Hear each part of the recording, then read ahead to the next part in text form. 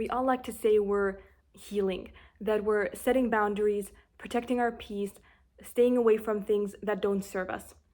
However, you have to ask yourself, are you really healing or are you just avoiding? Because the truth is, you can't outgrow your triggers if your only strategy is to run from them.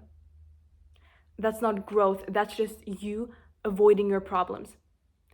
The uncomfortable part is every time something or someone triggers you, it's not random.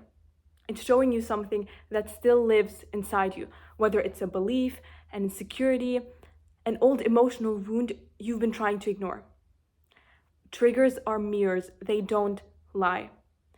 And the way you know that's true is by noticing what doesn't trigger you. The things that don't stick with you, that don't hurt you, they reveal where you're really solid, where you're already solid. For instance, if someone said to you, "Ew, I hate your green hair, it's so ugly," assuming you don't have green hair, you wouldn't even blink because you know you don't have green hair. You'd probably laugh and move on. It wouldn't even register. But if someone called you selfish, lazy, or disrespectful, and it actually hit something in you, if it stung and you kept replaying it in your head, and that little voice inside you went, "Wait, am I?" It's because on some level, on some frequency, you believe it might be true. And that's the truth about triggers. They only have power where your self perception is weak. You can't get triggered by something you don't identify with at all. If someone calls you selfish or rude and you know with absolute certainty that you're not, it doesn't land. But if there's even a tiny part of you that still doubts it, that's where the trigger finds its way in. And this is where most people stop. They feel that hurt, get defensive, and blame the other person for making them feel that way.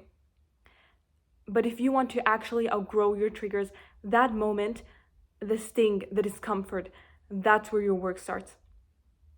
Step one is awareness. You have to notice when you're reacting instead of just responding.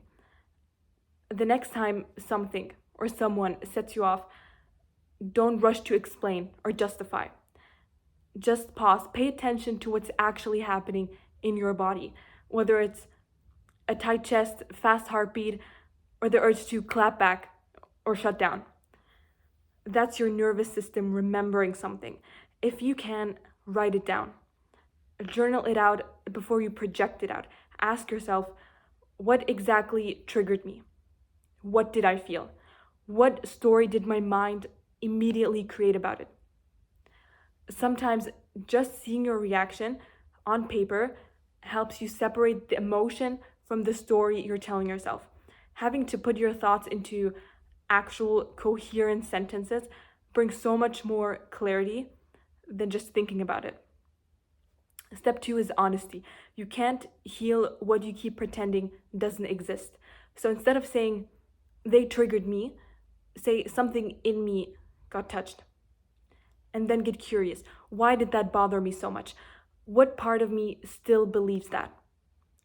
This is where shadow work comes in. You can literally just Google shadow work questions and a bunch of them will pop up. And there are really some really tough questions that really reach deeply into your soul. And you really got to look inward deeply to answer them. But that's what makes them so effective. Step three, compassion for yourself first. You have to realize that the version of you who created those triggers was just trying to survive. They developed those reactions to stay safe. They thought being hypervigilant or people pleasing or shutting down was protection. You can't shame yourself out of that. You have to thank that part of you and then show it that it doesn't have to live like that anymore. A great way to practice this is to write letters to your younger self, the one who felt overlooked or unworthy. Tell them what you know now. Tell them they're safe. It sounds really cheesy and cringe, but it literally rewires how you relate to your pain.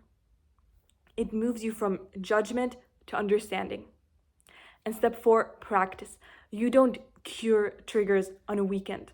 You outgrow them slowly, every time you feel the discomfort and you choose to stay present and deal with it instead of avoiding it.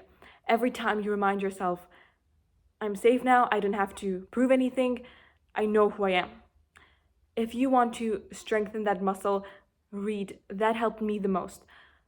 Learn from people who've made it through horrible stuff and made it out softer, not colder. Self help books, philosophy, psychology, whatever resonates with you. You'll realize you're not the only one who's felt these things, and you'll collect a kind of knowledge for emotions and behavior you didn't even know how to name before. And that knowledge gives you power. That's what it looks like in real life. When someone calls you selfish, but you know you're just setting a boundary. When someone doesn't text you back, but you don't freak out. When someone misjudges you, and instead of arguing, you just let them. Because you know your truth doesn't need convincing. Whatever someone says or thinks about you does not impact who you are, does not change or determine who you are. That's what emotional growth actually looks like.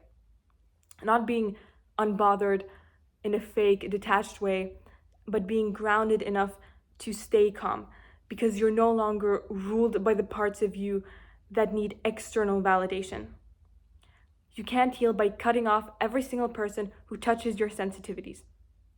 You heal by learning to sit with them until they no longer control you, until your sense of self becomes so solid that other people's opinions start to sound like background noise. And that's how you truly outgrow your triggers, by realizing they were never really about the other person. They were about what you still believed about yourself. So the next time someone pisses you off, before you go labeling it as toxic or cutting someone off, pause and ask yourself, what part of me just got hurt? What am I still believing that's making this feel true? Because when you stop trying to rearrange the world to protect your wounds and you start tending to those wounds yourself, that's when you finally start to heal them. For real this time.